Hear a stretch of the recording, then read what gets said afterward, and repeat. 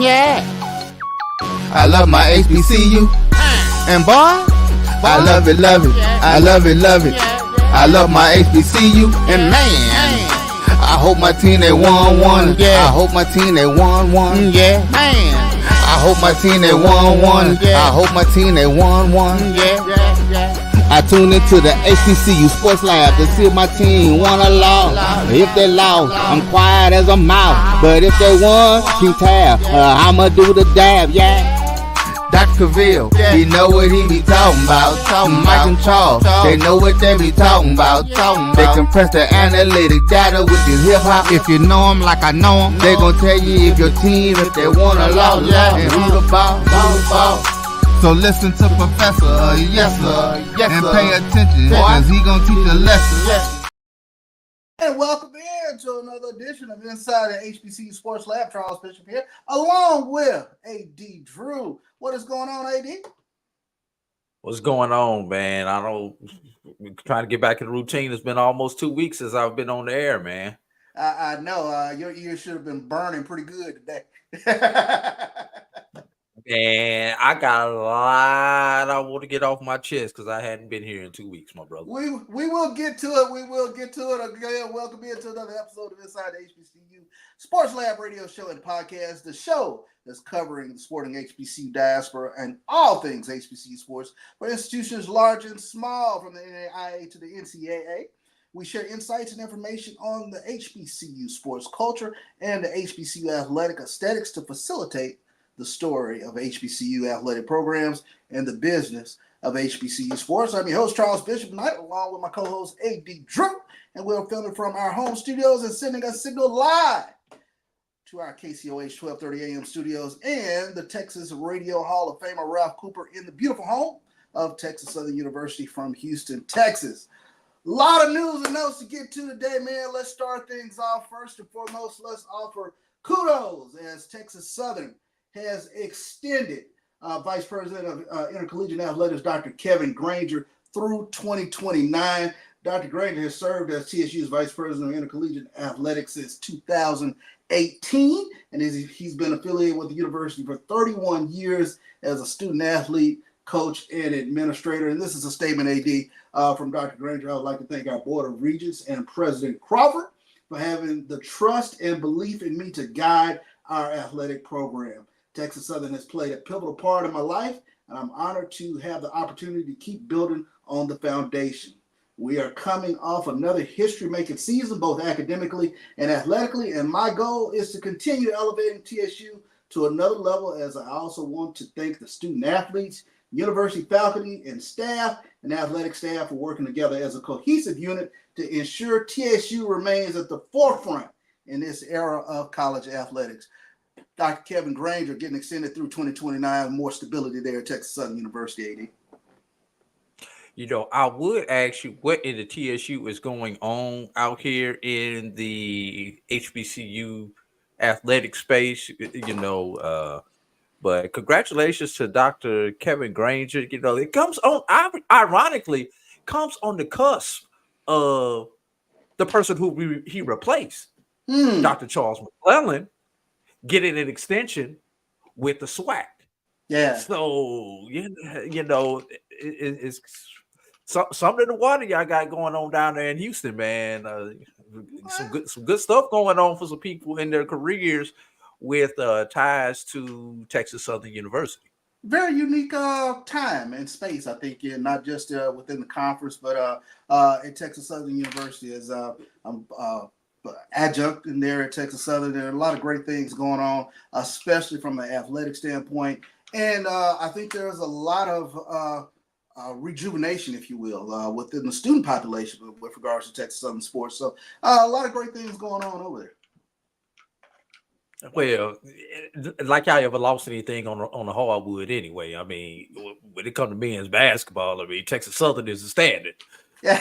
Now, some of the other sports that he's got to do some work on, but he's got that one thing to lean back on. You always got round ball. You always got round ball. And speaking of round ball, and I think you just sent this out there to us, but a little news from Mississippi Valley as George Ivory. He has been appointed the interim athletic director up at Mississippi Valley State University. I got another Murrah grad into athletic administration up there at Mississippi Valley. So kudos to George Ivory for taking over the reins up there with the Delta Devils.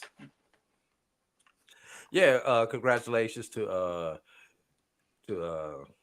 Coach Ivory. You know, great time and circumstance dictates a lot of things that happen throughout people's professional careers.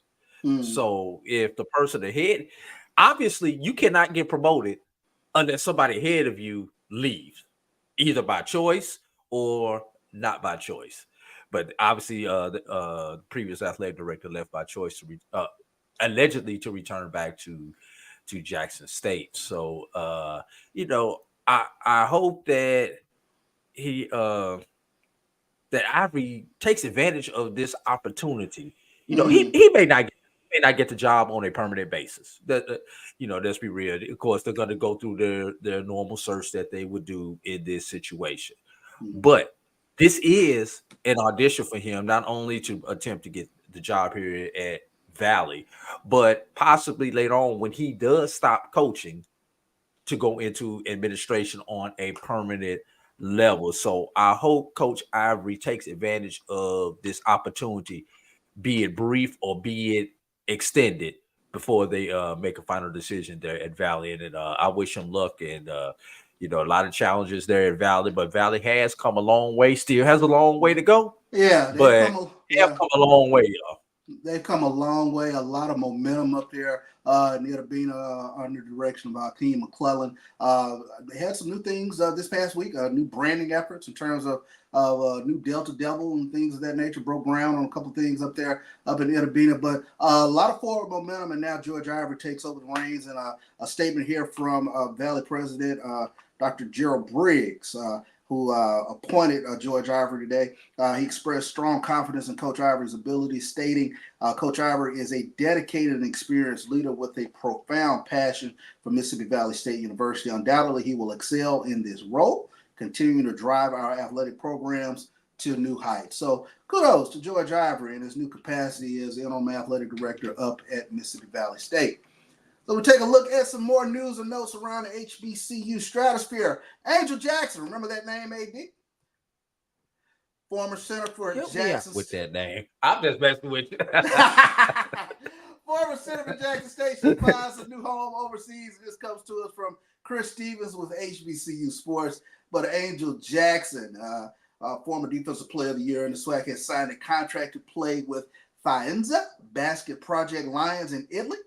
Jackson was up to Lady Tigers to their third SWAC tournament championship and NCAA tournament appearance in 4 seasons. Was drafted 36th overall by the defending WNBA champion Las Vegas Aces in this past year's WNBA draft. But she was the last player cut before the regular season began. But now she gets a new opportunity to play overseas and enhance her stature to try to get back over to the WNBA.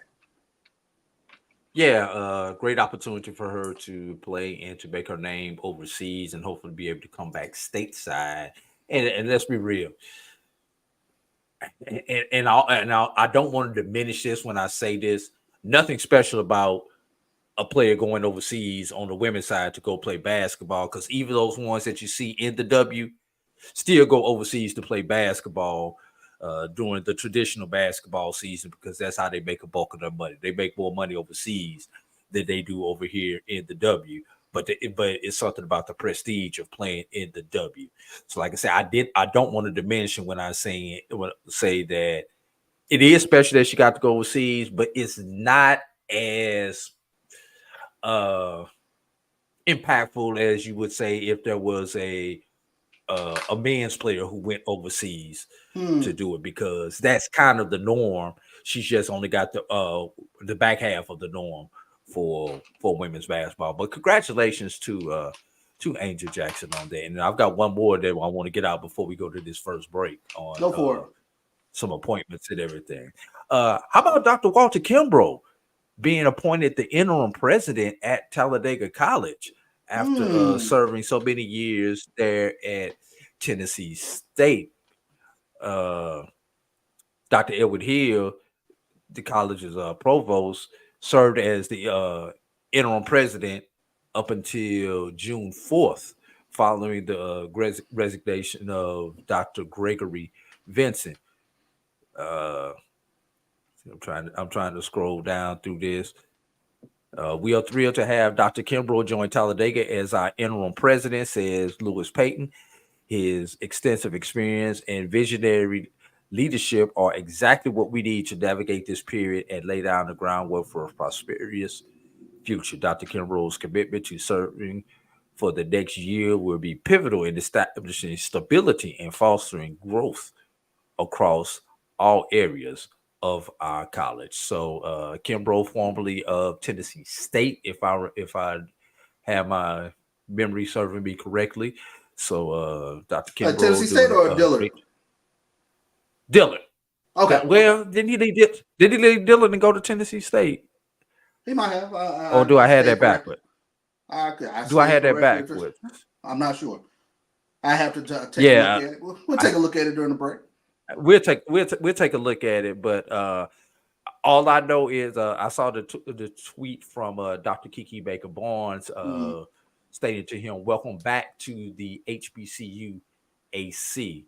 So congratulations to Dr. Kimbrough for keeping that door open and trying to get that HBCU going on the right path, whether he takes the job on a permanent basis or he just does it as a stopgap until they find the person that they need. Want to wish him luck and success during his venture. No doubt about it. Well, let's take a quick break, a quick pause, and we'll get into some more news and notes and commentary. AD Drew's had a couple weeks off. He probably has a lot to get off his chest. We'll be right back here on Inside the HBCU Sports Lab.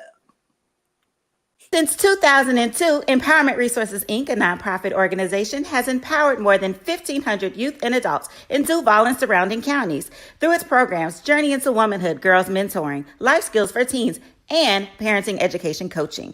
To get involved with programs, volunteer, or donate, visit www.empowermentresourcesinc.org. Follow us on social media, facebook.com/empowerment.resources and instagram.com/empowermentJAX. The human voice has always connected audiences with experiences. Major brands all across America have trusted Kever's voice time and time again. Conversational, powerhouse, intelligent, and sincere. That's the voice you need for your creative marketing process. KEAVERSVOICE.com. Kever's Voice, Kever's Voice, KeversVoice.com. Always on, all the time. Nope. Nope. Come on, him? Ooh, I like him.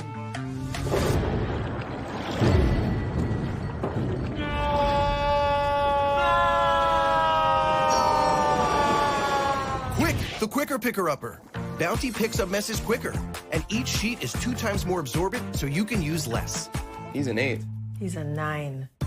Bounty, the quicker picker-upper. From novice to aficionado, find yourself here. High quality cigars plus personal customer service. Slow Burn is Waco's only mobile cigar lounge, featuring a meticulous, curated collection of premium cigars. Visit our website, www.slowburnwaco.com. That's www.slowburnwaco.com. Compress the analytic data with your hip hop. If you know them like I know them, they gon' tell you if your team, if they wanna lose, and who the ball. So listen to Professor, yes sir, and pay attention, cause he gon' teach a lesson. Back here to Inside the HBCU Sports Lab as we take a look at some more interesting news from around the HBCU sporting environment. AD, this past week, the annual SWAC Conference Council of the Presidents and Chancellors spring meeting yielded some interesting changes to be implemented during this upcoming season. The SWAC men's and women's basketball tournament will expand from 8 to 10 qualifying teams in 2025, and all 12 schools, they're going to be able to participate in the 2026 tournament. And then we also talked about this, and we've been talking about this pretty much during the spring. New basketball schedule is also in place for the next season. With the women, they're going to be playing on Thursdays and Saturdays, and the men will be playing on Saturdays and Mondays. Potential more exposure for the women's game. So a couple of interesting news and tidbits in regards to SWAC men's and women's basketball. Also, for football, the SWAC office will provide sideline tablets for each team in the 2024 season, providing in-game video access. These tablets will be distributed on the sidelines, in the locker room, and in the coach's booth to observe game feeds and verifying camera angles from sideline and the end zone. All team personnel will have access to the tablets, but they won't be able to connect to other devices, project larger images, or provide data and analytics. So some new things coming to the Southwestern Athletic Conference this upcoming season. We'll start with basketball. Tournament expanded from 8 to 10 teams, and then in 2026, all 12 will be participating in the SWAC men's and women's basketball tournament. Your thoughts? Interesting to see what the bracket will look like. From what I understand, it will not go back to SWAC tournament of old, where you played the first round on campus before going to the neutral site. Everything will be at that single site. So that's probably at the request of the host city, obviously for hotel revenue and economic impact of the tournament, to show the economic impact of the tournament. There's going to be some teams that are going to be there for one game and wind up having to be there for the entire week because they pay for those hotels for the week, especially when you consider that the SWAC tournament is doing spring break for a lot of our institutions. So that's going to be an interesting dynamic navigating around that portion of it, and not only with the budget, but with the just obviously the students, getting them the student experience of participation in the tournament is a great thing. But basketball players, they don't get breaks. They don't get Christmas break because they got to come back on campus after a few days to prepare for conference season, because you go conference coming straight out of Christmas break. Don't get spring break because you're planning to be in the tournament. So don't get Thanksgiving, because if you're not playing over Thanksgiving, you are preparing to play coming right out of Thanksgiving or going right into Thanksgiving. So basketball players have it hard. So that's definitely going to be interesting. I do want to see what the bracket's going to look like. Want to see if they go with just a single bye. Obviously, 10 teams, seeds 1 and 2 will get a bye. I want to see, will they go with a double bye initially with this 10-teamer, or will they wait to a 12-teamer and go with a double bye to give your top seeds a perceived advantage? Or should they get that bye for the tournament? That's the question. Should who get the bye? Should that one seed get a bye, or do we get a 12-1 matchup in the quarterfinals? Just so we can see if there might be in that blue moon chance that we get this. Go beat the 4. Go beat the 4. Go beat the 3. Go beat somebody else. Now, Charles, right now there is no reward for winning, for being the best in the regular season. So the only reward that you could give is a bye. Of tournament time is a bye. That's number one. Number two, we should want our better team, which our better teams should be the regular season champion and or runner up, to have the best opportunity to represent us at the next level, that being the NC2A tournament. So good point. Good point. Give them the best road and the easiest road as a reward for them with their hard work throughout the season. And forgive me for wanting that AD Drew chaos, but now, Charles, this is what I'm going to tell you. Look at the CIAA. Look at the SWAC. I mean, the SIAC. Tempo. Somebody every year, men or women, who had that double bye, loses their first game. That's a good point. So you're still going to get your opportunity for chaos. I just don't want to see that. I don't want to see that 2-16 number 12 team create that chaos. I want it to be somebody who with at least a half a chance. Point taken. The other interesting tidbit, and I thought this was really interesting, especially this upcoming season, looking at how the new scheduling format will be. The women, they get a night of their own. They get a night of their own on Thursday nights now. So the ladies will play Thursday and Saturday, and then you'll have your traditional doubleheader on Saturday nights, but the men will have the night to themselves on Monday night. But more exposure, I think, for the individual squads.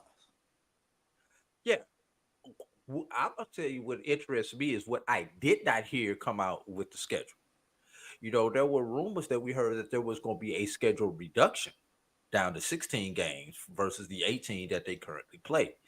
That did not come in this press release. So it looks like we're still going with the 18 game schedule that we've had for so long in the SWAC. So that's going to be, I think that was the biggest nugget, because were people going to reduce it down to 16, looking for opportunities to get more money games, to cut down on travel, or there are all kinds of factors. Or were they going to use the excuse, since we split these games up, our costs are going to inherently go up, which they will, because you're having to pay for your table staff for an extra day every 2 weeks. Because basically that's what you play. You play at home, usually on a 2 week cycle. You're home one weekend, you're away the next weekend. So you're gonna have to pay for that table for an extra day. I'm pretty sure somebody said, well, since we're split these up and gonna have to play more games, we need to reduce these costs to save some money somewhere. Let's cut the number of conference games. That didn't go over.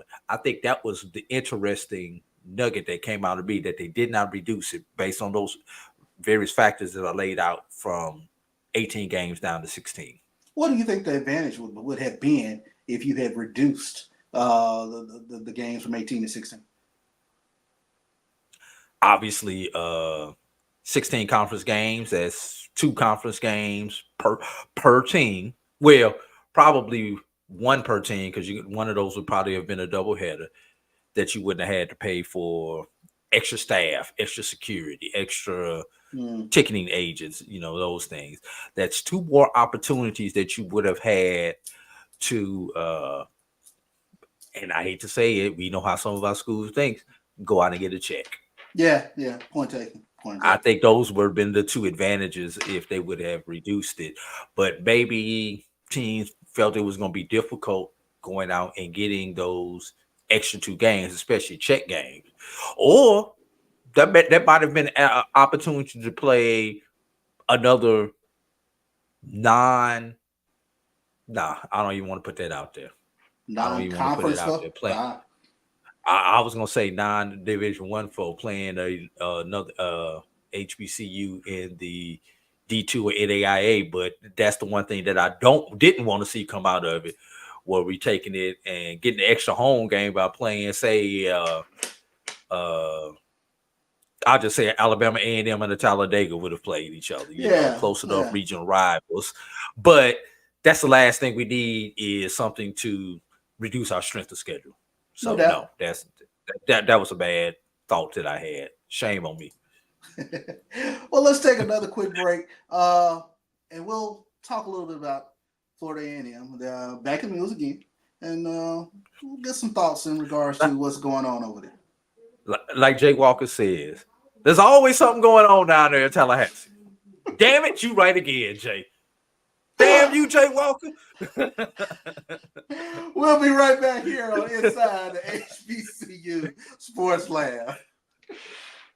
If you think all pads are exactly the same, think again.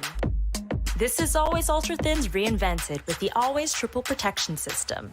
This pad wicks gushes 90% faster, absorbs even more so you can feel dry, and locks odors in.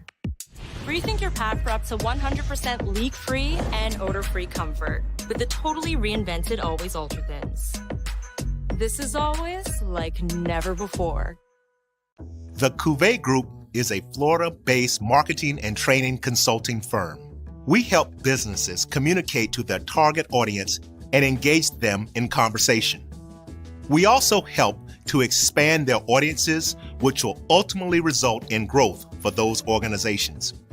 In addition to being a certified constant contact specialist, my colleagues and I are also certified in John Maxwell Leadership Principles. We use these proven principles to conduct workshops, training, and private coaching sessions for individuals and companies looking to take things to the next level.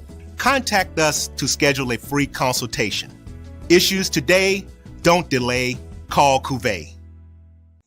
As technology continues to bring changes to the world of education, it's time we also reimagine teacher professional development. Gone are the days of one-size-fits-all learning that can only be accessed at a specific time and place. The Stride PD Center is an on-demand library of mobile-friendly courses that allow educators to learn anytime and anywhere. Our dynamic courses provide bite-sized learning and help educators advance their knowledge while also gaining professional development hours. The best professional development plans are those that include a level of flexibility and choice for educators. Whether you're a teacher, school, or district, visit us today to take charge of your learning. Compress the analytic data with your hip hop. If you know them like I know them, they gon' tell you if your team, if they wanna lose, and who the ball. So listen to Professor, yes sir, and pay attention, cause he gon' teach a lesson. And welcome back in to Inside the HBCU Sports Lab. Charles Bishop and the AD Drew. And let's get into it, AD. This past Monday, I believe, which was the 24th, New Florida A&M men's basketball coach Patrick Crary. He'll have to wait for now to assume his duties after just being hired because the Board of Trustees voted to table his contract agreement. He was hired in April, and they voted to table it until August, and this was reported by WCTV in Tallahassee. The Board of Trustees had concerns regarding Crary's coaching student athletes before the contract was approved. Of course, FAMU's athletic director, Tiffany Dawn Sykes, noted that coaching out of season is not a violation of the NCAA policy due to Crary signing a volunteer employee agreement ahead of the official contract. So we saw moves being made by Coach Crary in regards to shaping this roster for the upcoming season. And the dominoes kind of fell. Including announcing a couple of signees the afternoon after all this stuff happened with the Board of Trustees. But continue on. So, I mean, let me be Joe Fan here. Let me play devil's advocate and just ask a very simple question. We hire a coach, allow him to do his coach thing to prepare himself for the season, because to me, you're in a no-win situation if you don't allow me to coach my team. We're going to be staring at 6-23 again. What is the issue this go around in regards to a family coaching hire? I want you, along with that, I want you to ask the question that you texted me earlier today before I made my response. $1 million question is, how can athletics grow at FAMU? If no, not that one. Not that one. The initial one. Okay. The initial one that you asked me. All right. You already about the players. The players before we do the deep dive. Here's my thing. We see this all the time. We see a coach comes in, basically doesn't renew scholarships. He lets guys know, I'm bringing in my own players. My guys. It's nothing out of the ordinary, but it always seems to strike a chord of discontent when it happens at HBCUs. And I don't care what the sport is, whether you're talking volleyball, whether you're talking football, it strikes a different chord, but we see it happen in big-time college athletics all the time. So it's not out of the ordinary. Why does it strike a chord with regards to HBCU athletics?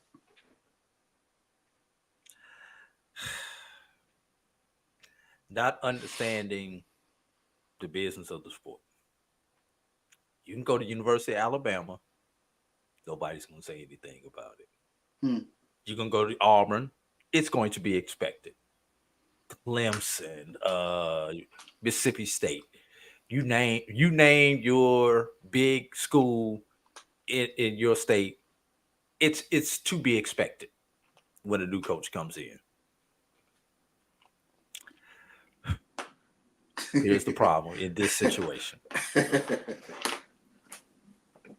Poor Patrick Crary is caught in the crossfire.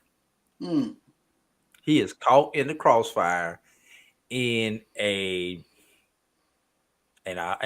won't say what I said to you in the text message.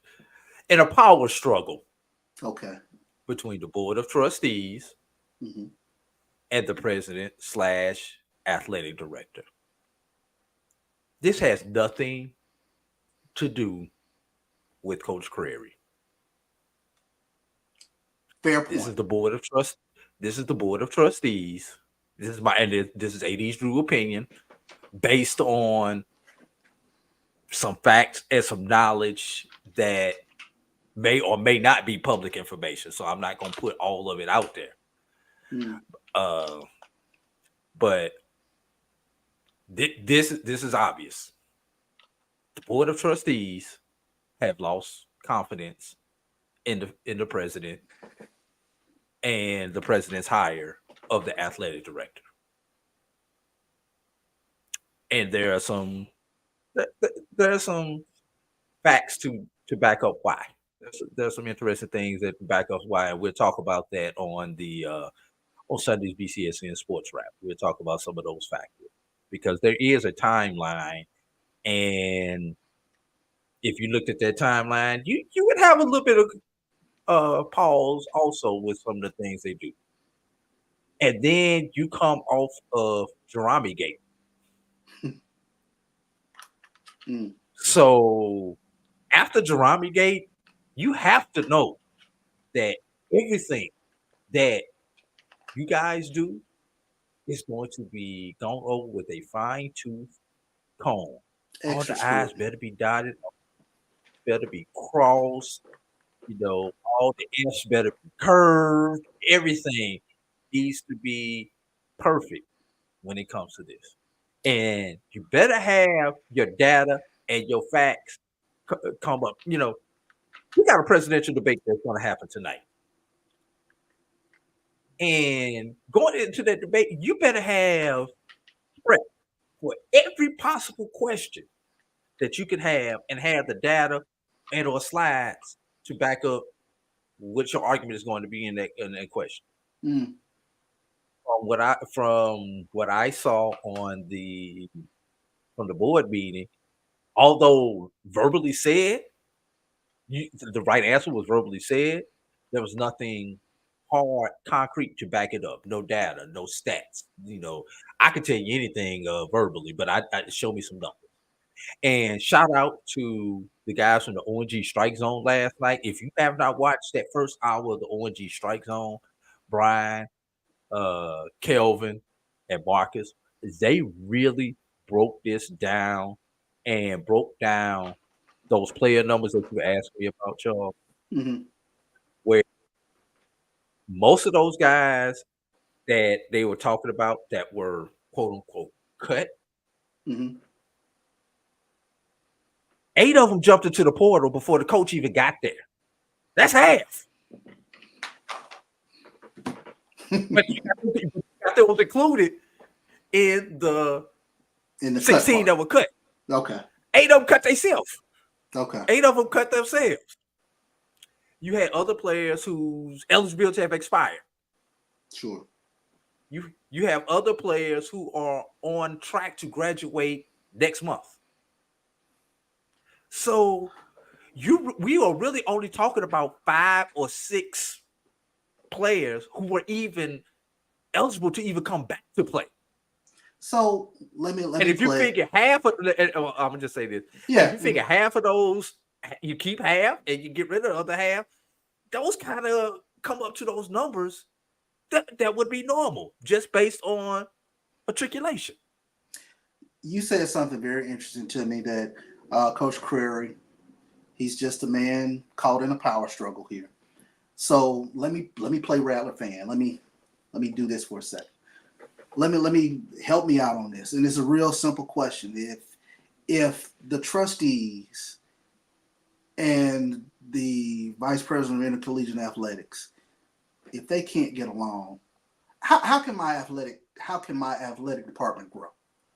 I mean, if there is a tension, if there is an undermine, however you want to call it, how can we get better? We can't. It's just that simple, Charles. I wish I had a better answer, but it can't. And if adults cannot sit down in a room and work out their differences and figure out what's best for the team, the school institution, the household, Charles, many of us have been divorced. Now, this marriage is like a bad marriage right now, where the husband and the wife are trying to stay together for the kids until the kids get 18 and get out the house. Interesting analogy. It ain't working. It is not working.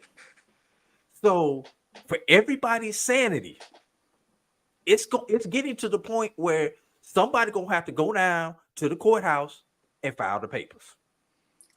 So let me not just let me not just paint this for FAMU, because this is something that we see in the HBCU athletics environment.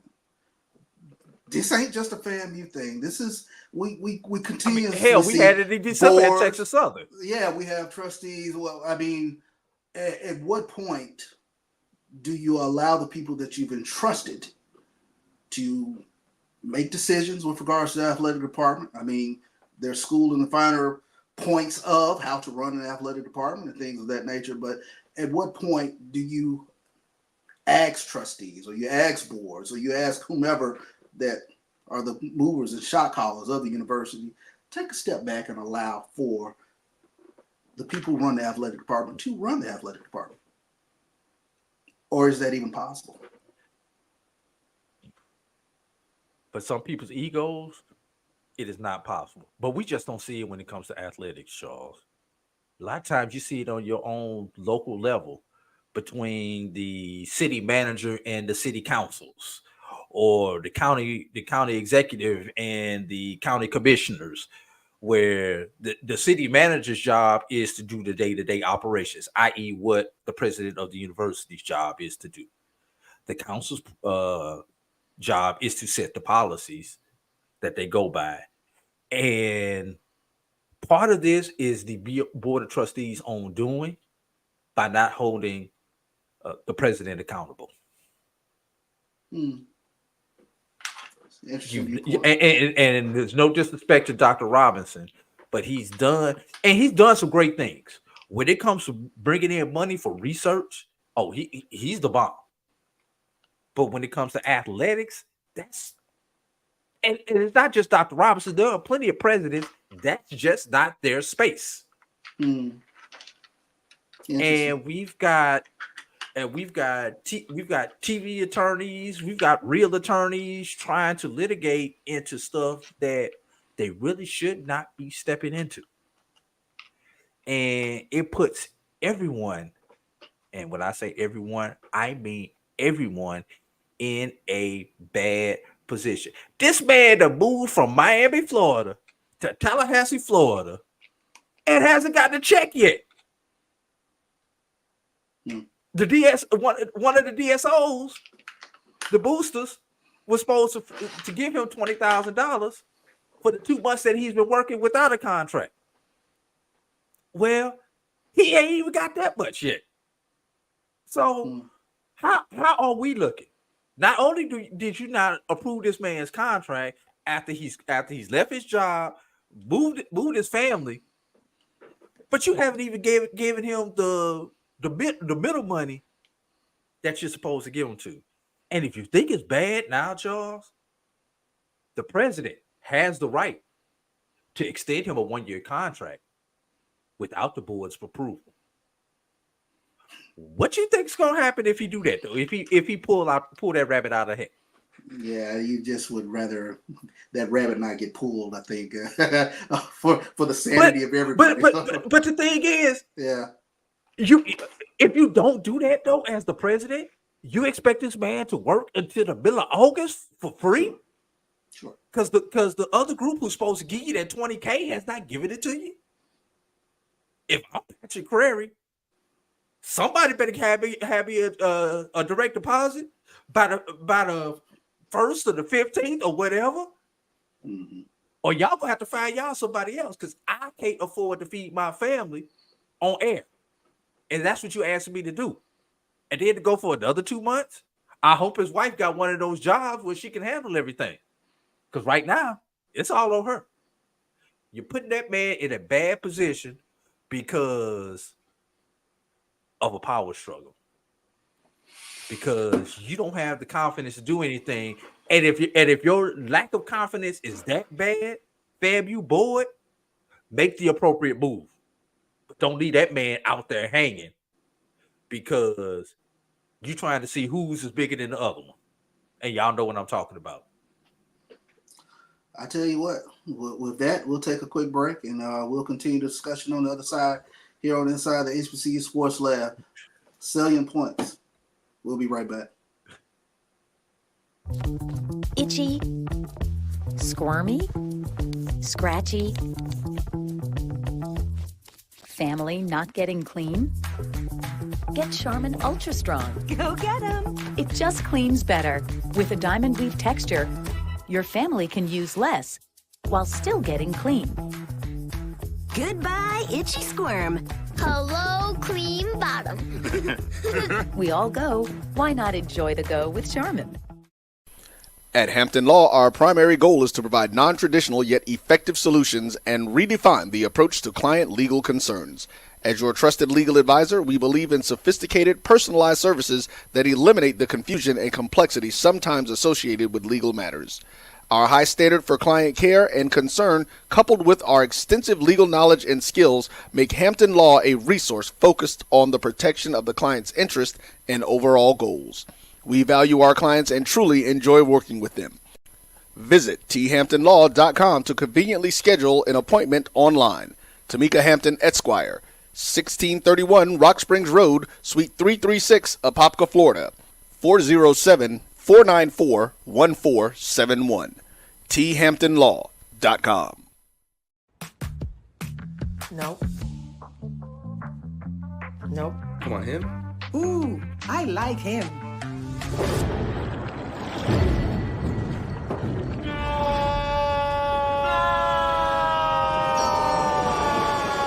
Quick, the quicker picker-upper. Bounty picks up messes quicker, and each sheet is 2 times more absorbent, so you can use less. He's an 8. He's a 9. Bounty, the quicker picker-upper. From novice to aficionado, find yourself here. High quality cigars plus personal customer service. Slow Burn is Waco's only mobile cigar lounge, featuring a meticulous, curated collection of premium cigars. Visit our website, www.slowburnwaco.com. That's www.slowburnwaco.com. Compress the analytic data with this hip hop. If you know them like I know them, they gon' tell you if your team, if they wanna lose, and who the ball.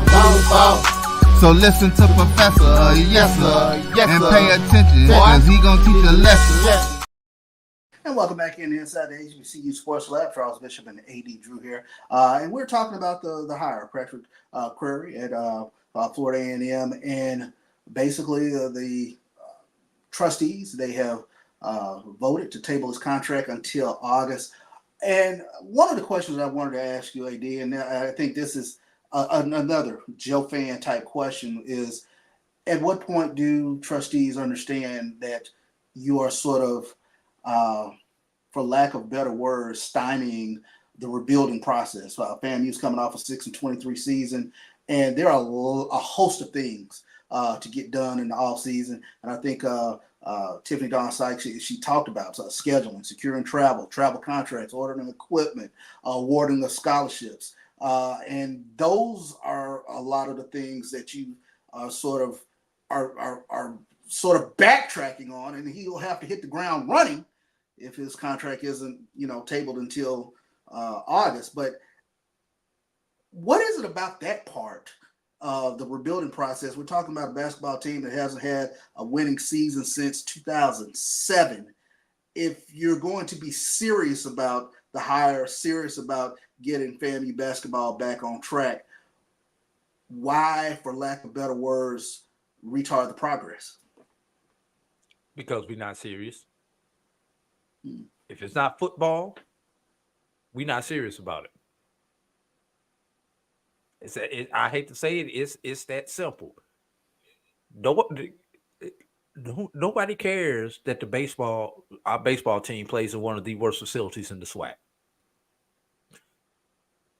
What that meeting should have been about was the billions of dollars of damage that was done to FAMU when the 3 tornadoes hit Tallahassee just over a month ago. But we worried about why this man's salary is $150,000, which is the same salary that your previous coach had for 5 years, did not receive a raise. But you worried about why we paying the NAIA coach $150,000? Because that's the standard. That's what the job requires. If you want to play with the big boy East, you got to play by big boy rules. You can't pay that man $110,000, $120,000. Not if you want him to stay there for more than 1 year. And if you want to rebuild your program, you need to pay him appropriately. Quick question. Tremendous success at the NAIA level, but correct. Was there some undercurrent with regard to the hire of Coach Creary in terms of the background of coming from the NAIA? Were there those who wanted a Division I coach or things of that nature? Oh yeah, there were those who wanted a Division I coach. You didn't ask the most important question, Charles. What are you willing to pay for a Division I coach? Charles, I want a Lexus. I'm not willing to pay for a Lexus. Point taken. So I drive my Hyundai. Yeah. So it's the same thing. You can want it all you want to, but unless you really pony up the cash, it's just fantasy, bro.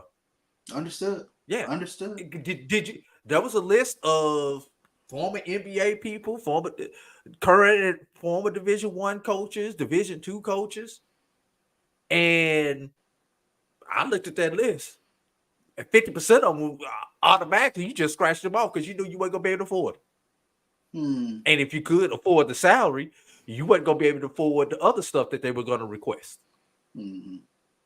So why not get somebody from a lower resource situation and improve their situation and watch them try to succeed? No doubt. Well, I tell you what, a tough situation to sit back and watch. Hopefully, for lack of better words, cooler heads prevail at some point. And FAMU can get on track with what they need to do basketball wise and sort of put this to bed, so to speak. Like I said, it's not just FAMU. We see it across sort of the HBCU sporting environment where trustees, boards, whatever the case might be, they get involved with the hiring process. They get involved with the day-to-day operations, or whatever the case might be, things are sort of becoming disarray, and it's unfortunate to watch, unfortunate to see. It makes news, but like I said, you root for everybody to come out on a better footing, if you will. Put it to bed, Charles. Look like we're gonna be having a nightmare until August. No doubt. Let's put a bow on it, man. Any final thoughts with regards to anything going on in HBCU sports with our last 5 minutes? Well, it's not HBCU sports, but there is something that I did want to get off and talk about their Charles, and I'll just play it. The baton has been passed for over a century here. We've been talking earlier about if it wasn't for the Willie Mays, the Jackie Robinson, the Reggie Jacksons, the three of us wouldn't have an opportunity to play. How emotional is it for you to come back to a play that you played with one of the greatest teams around? Alex, when people ask me a question like that, it's like coming back here is not easy. The racism that I played here, when I played here, the difficulty of going through different places where we traveled. Fortunately, I had a manager and I had players on the team that helped me get through it. But I wouldn't wish it on anybody. People said to me today, I spoke, and they said, you think you're a better person? You think you won when you played here in Concord? I said, I would never want to do it again. I walked into restaurants and they would point at me and said, can't eat here. I would go to a hotel and they say, then can't stay here. We went to Charlie Finley's country club for a welcome home dinner and they pointed me out with the N-word. He can't come in here. Finley marched the whole team out. Finally, they let me in there. He said, we're going to go to the diner and eat hamburgers. We'll go where we're wanted. Fortunately, I had a manager, Johnny McNamara, that if I couldn't eat in the place, nobody would eat. We'd get food to travel. If I couldn't stay in a hotel, they'd drive to the next hotel and find a place where I could stay. Had it not been for Raleigh Fingers, Johnny McNamara, Dave Duncan, Joe and Sharon Rudy, I slept on their couch 3-4 nights a week for about a month and a half. Finally, they were threatened that they would burn our apartment complex down unless I got out. I wouldn't wish it on anyone. The year I came here, Bull Connor was the sheriff the year before. And they took minor league baseball out of here because in 1963, the Klan murdered 4 black girls, children, in 11, 12, 14 years old at a church here and never got indicted. They were from the Klan. Life magazine did a story on them like they were being honored. I wouldn't wish it on anyone. At the same time, had it not been for my white friends, had it not been for a white manager and Rudy, Fingers, and Duncan, and Lee Myers, I would have never made it. I was too physically violent. I was ready to physically fight I'd have got killed here because I'd have beat someone's ass, and you'd have saw me in an oak tree somewhere. Reggie, I can't even imagine. It's awful you had to go through that, but appreciate you sharing the rawness and the honesty of it with our audience. I mean, really, we love you, Reg. Yeah, thank you. Quick history lesson right there. That's a great history lesson. Reggie Jackson telling us. That was huge, a huge moment for baseball. And you know what, AD? He did not let Birmingham off the hook. He did not let Birmingham off the hook. Shout out to Fox Sports for not cutting him off. Yeah. I was watching it live when it happened. And it was a mixed crowd. It was a majority African Americans where I was at, but there were a few non-African Americans in there. And when he dropped that N-word the first time, I'm like, oh shit! I'm in my head. Excuse my language, y'all. And then with the second one, and of course y'all heard he did not say N-word. He said, he said the word. Yeah. And then the second one. And everybody, it got quiet. There were about 7, 8 of us in the room, just in an Airbnb. It got quiet during that interview. Mm-hmm. And it was powerful. Yeah. That was one of the most powerful statements that I've had. Shout out to Fox Sports for not cutting him off, for letting him get that. And shout out to the panel for letting him get that off. He did not let Birmingham off Giving of him the the hook. space. Yeah. Mm-hmm. The thing is, how much of that is still around today? Well, I'll tell you what, very poignant moment, a very poignant moment for baseball, very poignant moment for the country, as in probably within the hour, we get to see where we are today. Right. And also for those of you all, go and YouTube the other interview he did. This was not at Rickwood, but this was in Birmingham when he Yeah. talked about Bear Bryant. Yeah. Yeah. Making sure that they got one of those. And that, unfortunately, is still the mentality of a lot of college coaches and a lot of college people today. There you have it. No better. But we run to our historically white colleges to play ball instead of to our HBCUs. I will drop the mic on that, Charles. There it is. No better place to put a pin in tonight's show. Thursday night's episode here on Inside the HBCU Sports Lab. You know how we always close things out. I'll start things off. Of course. Lecture. Dismissed. We'll see you Tuesday, everybody.